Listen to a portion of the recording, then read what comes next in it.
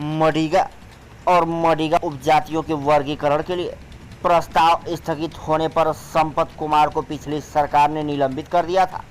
23 दिसंबर 2023 को उप मुख्यमंत्री भट्टी विक्रमार्का ने महाधिवक्ता दामोदरा राजन सिम्हा को सुप्रीम कोर्ट भेजा।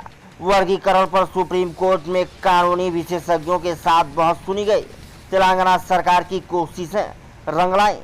सुप्रीम कोर्ट की संवैधानिक पीठ द्वारा वर्गीकरण पर दिए गए फैसले के लिए हृदय से आभार व्यक्त करना चाहता हूं। तेलंगाना सरकार सुप्रीम कोर्ट के फैसले के अनुसार ABCD को वर्गीकृत करने का निर्णय लेगी।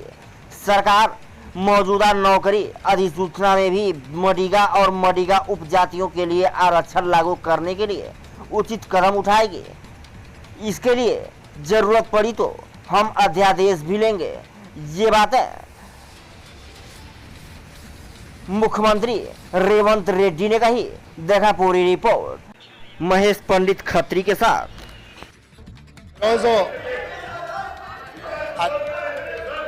तमरी अध्यक्षतन అత్యంత కీలకమైన ప్రకటన చేయాలని రాష్ట్ర ప్రభుత్వం భావిస్తున్నది।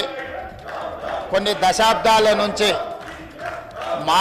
మాదిగ ఉపకులాలకు సంబంధించిన లక్షలాది మంది యువకులు ఎస్సీ రిజర్వేషన్లలో ABCD వర్గీకరణ కోసం వాళ్ళు పోరాటాలు చేస్తున్నారు। 27 సంవత్సరాల నుంచి ఉమ్మడి రాష్ట్రంలో కానీ ప్రత్యేక తెలంగాణ రాష్ట్రంలో కానీ ABCD వర్గీకరణ మీద మాదిగ ఉపకులాల యువకులు పోరాటాలు చేయడం జరిగింది। వారి పోరాటాల ఫలితం ఒకనాడు ఇదే శాసనసభలో మాదిగ ఉపకులాల వర్గీకరణ కోసం వాయిదా తీర్మానం ఇస్తే నాతో పాటు ఆనాటి శాసనసభ్యుడు సంపత్ కుమార్ను కూడా ఈ సభ నుంచి బహిష్కరించడం జరిగింది। గత ప్రభుత్వం ABCD వర్గీకరణ మీద కేంద్రానికి ప్రధానమంత్రికి విజ్ఞప్తి చేయడానికి అఖిల పక్షాన్ని తీసుకెళ్తామని చెప్పి తీసుకుపోకుండా మాదిగ సోదరులను మోసం చేయడం జరిగింది।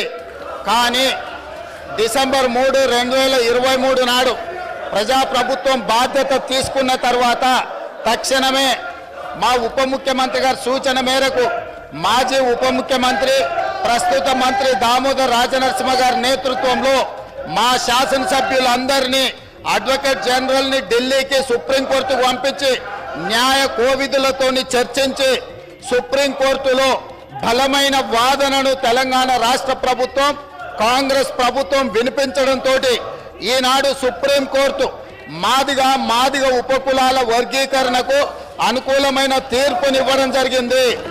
నేను మనస్ఫూర్తిగా సుప్రీంకోర్టు కాన్స్టిట్యూషనల్ బెంచ్కు రాజ్యాంగ ధర్మాసనానికి మనస్ఫూర్తిగా కృతజ్ఞతలు తెలియజేస్తున్నా। 7 మంది జడ్జిలలో 6 మంది జడ్జిలు రాష్ట్రాలకు ABCD వర్గీకరణ చేయడానికి అనుమతి ఇచ్చింది।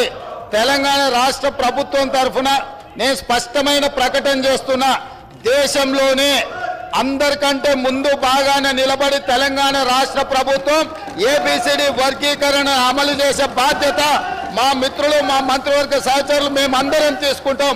అవసరమైతే ఇప్పుడు ఇచ్చిన ఉద్యోగ నోటిఫికేషన్లలో కూడా వర్గీకరణను అమలు చేయడానికి అవసరమైతే ఆర్డినెన్స్ తీసుకొచ్చి మాదిగ సోదరులకు న్యాయం చేసే బాధ్యత మేము తీసుకుంటాము।